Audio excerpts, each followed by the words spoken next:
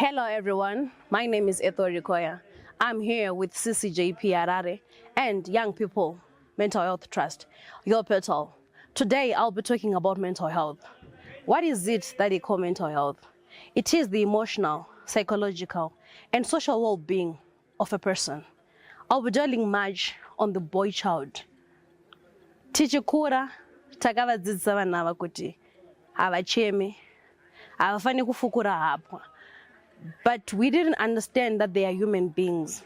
There is a little person inside them that needs to cry, that needs to vent. In as much as he is a guy, whatever he is going through, the girl child we are accepting. Right now there is high unemployment rate. A girl is not going to work and we think it's normal. But a boy child, we are pushing him to the edge. To an extent that is indulging into drugs. He's committing suicide because he cannot express what he is feeling because we told him he is not supposed to cry. He's supposed to be a superhero. I'm appealing to the community, to the government. Let's understand the boy child as much as we understand the girl child. Right now, working with Silvester House, we are having workshops to do with entrepreneurship.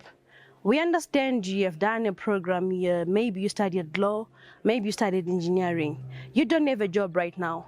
Come and we can equip you with some skills that can sustain you right now so that you can survive in the meantime. To the boy child, drugs and committing suicide is not an option. The church is saying, you are the church of today and of tomorrow.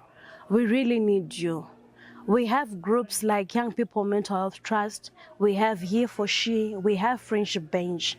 We have people who are skilled to understand you, who are there to listen to whatever you're going through.